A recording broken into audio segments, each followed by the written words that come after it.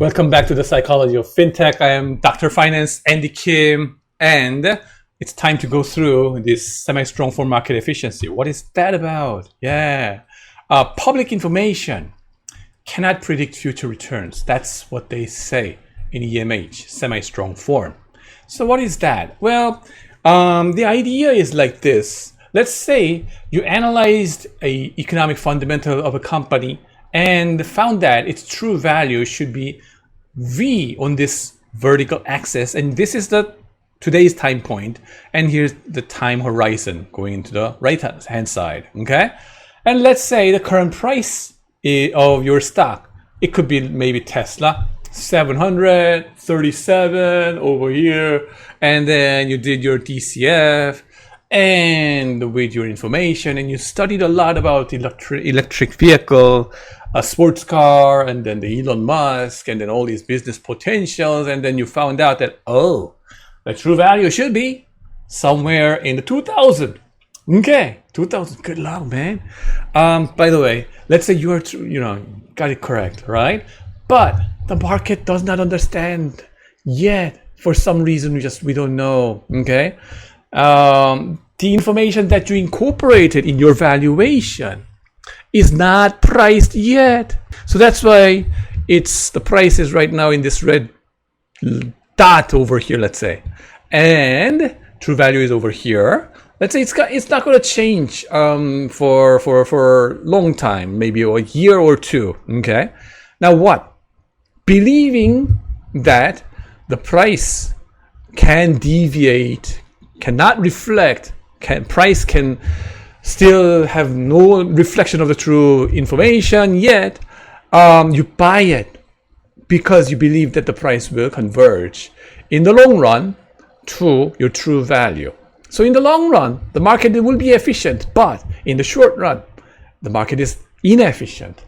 That's what Warren Buffett always say. Okay, in the short run, okay, the price is not reflecting the true value yet. And that's why we make money. Warren Buffett and all these equity analysts who announces those target prices of the companies by analyzing their cash flow and risk of the companies like that. So what you do as an investment strategy, right? Buy low and sell high later. Okay, maybe like higher, right? That's it. That's Warren Buffett's value investment idea.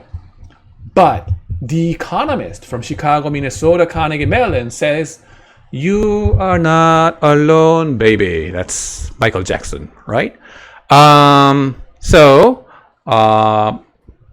What's their argument?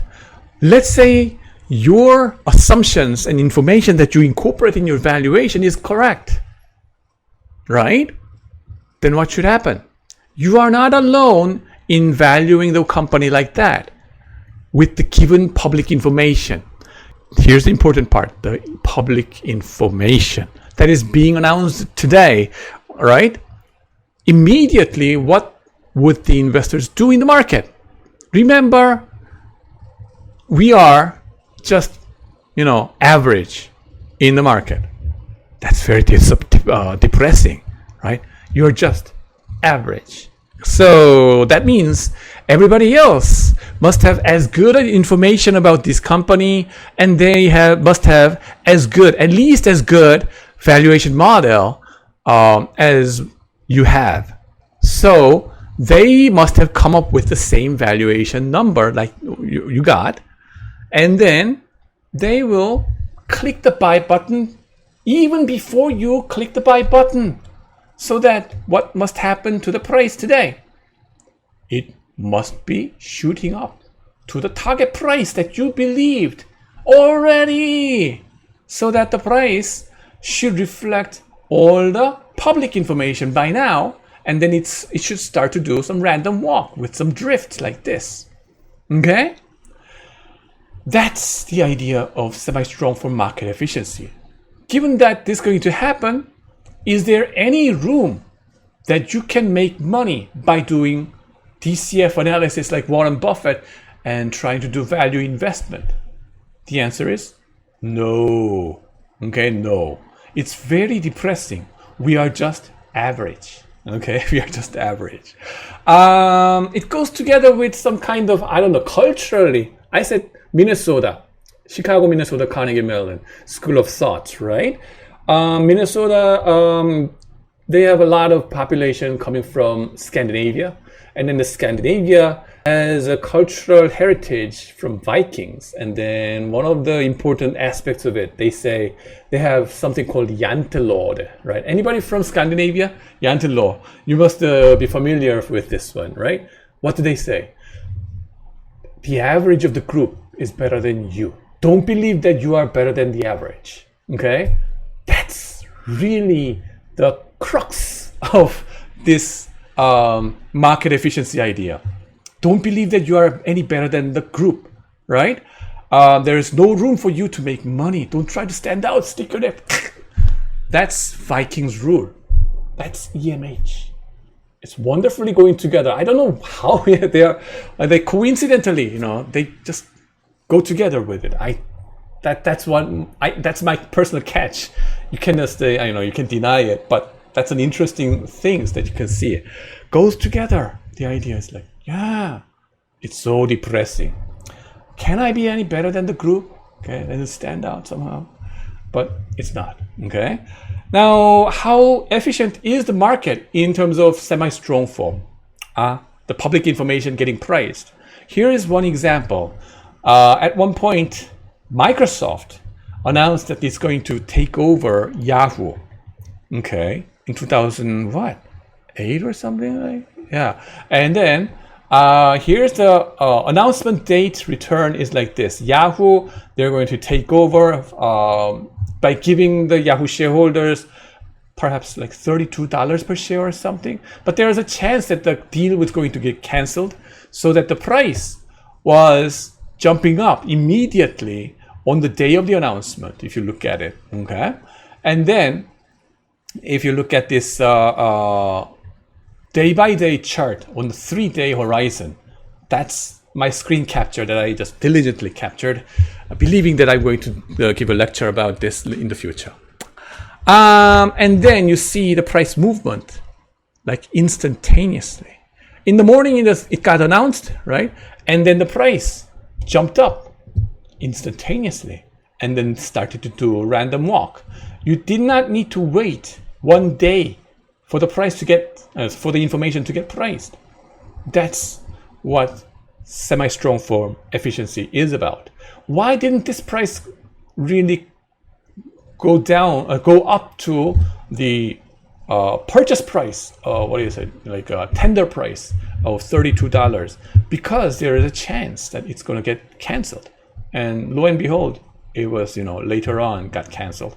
Anyway, so it reflects the probability as well, and then public information as well, right? So that's semi-strong form efficiency evidence, all right? And the thing is,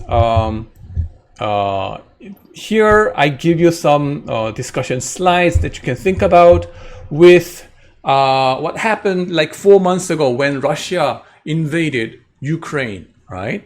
In February 24th, Russian invasion of Ukraine. The stock price of Hanwha Aerospace, a defense stock, jumped up by 10% over the next couple of days. Okay? Why? Does this show market is efficient? In what form? Okay?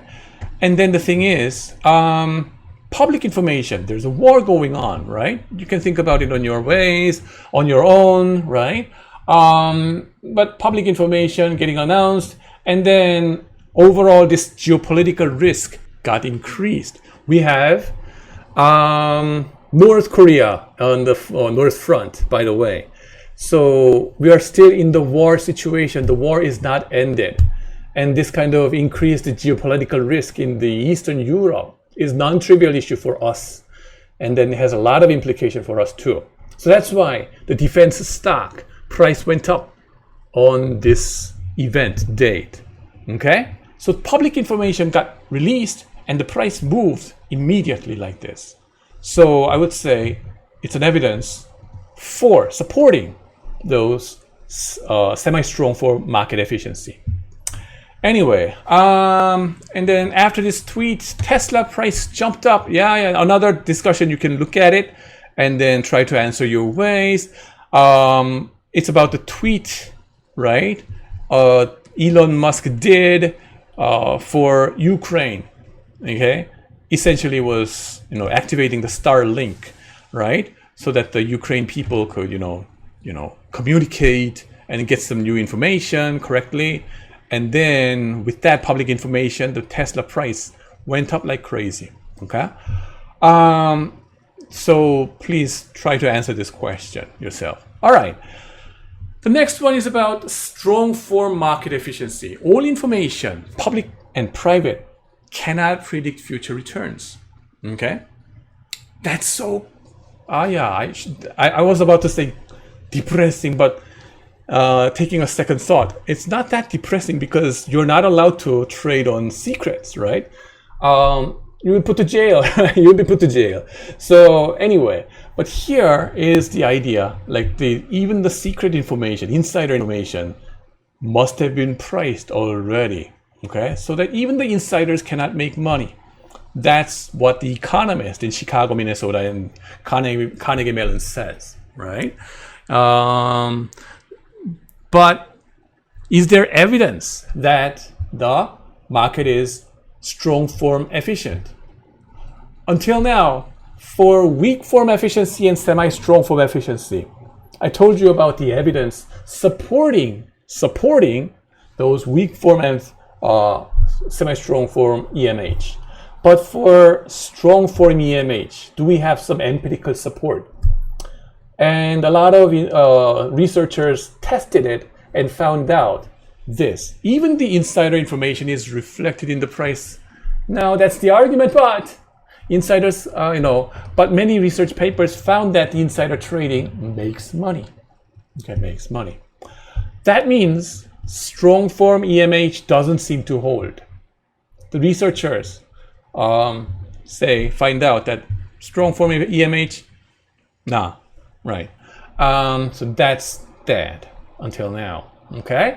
All in all, can we make money by some of these? Can we make money by taking some active investment strategies? Right. Then neoclassical economists will always say, no, it's so depressing. Like Jan Telode, right? There's no free lunch in the market, okay? The market is smarter than you. The market is smarter than me. Don't get depressed, okay? But that's the reality. The market is so competitive. That's why everybody is hunting for this information and everybody is hungry for profit taking so that the marginal profit should be, converting to zero. That means you cannot make money, right? In equilibrium, okay? That's the idea. There's no free lunch in the market. Investment strategy, my eyes, they say. Just put your money in index fund and be a passive investor. Just being the average is good enough, right? If you try to beat the market, you will not be able to in the long run anyway. Me neither. Okay, don't get depressed. But let's just follow the crowd. Okay, by putting your money into the index fund. By putting your money in the index fund, you will be no worse than or no better than the average, right? You cannot outperform too much, but you will not go down to hell like crazy. Just as bad as the other crowds, right? That's the idea. Passive investment. That's the idea, supported by the economist, neoclassical economist. Be passive investors. Okay. So that's the argument. And then neoclassical finance versus behavioral finance. The question is, are prices completely rational? Is the financial market completely efficient? Neoclassical finance says, yes, 100% rational, 100% efficient. The price behaves as if it reflects all the information on average. and especially in the long run, but in the short run as well. Okay, so that's the argument. Yeah, Chicago, Minnesota, Carnegie Mellon School of Thoughts. Geographically, they are located around these Great Lakes, whereas the other guys, behavioral finance guys, say, though in some cases prices can deviate from fundamental value and become mispriced. Prices can do this because investors make mistakes, systematic mistakes. They just cannot correct themselves, which are not always corrected by other traders. And people, keep on making the same mistakes over time. So behavioral finance guys on the East Coast, not the ocean, but the East Coast, like Harvard, and then the San Diego, and then the California area, and then the Texas. We have behavioral finance guys, and then nowadays it's all around the world. Behavioral finance versus neoclassical is quite common all across the world in academia. Previously, like 10 years ago, okay. It was the world of neoclassical finance guys throughout the world, especially in Korea. We're very conservative, that don't develop much. Behavioral finance was a new trend coming up, and now it's everywhere. And then how do I describe behavioral finance? I would say economics plus psychology, like what you have it over here. Milton Friedman plus Sigmund Freud, kind of, if you mix this picture together, that's what it looks like. Anyway, thanks for watching this video.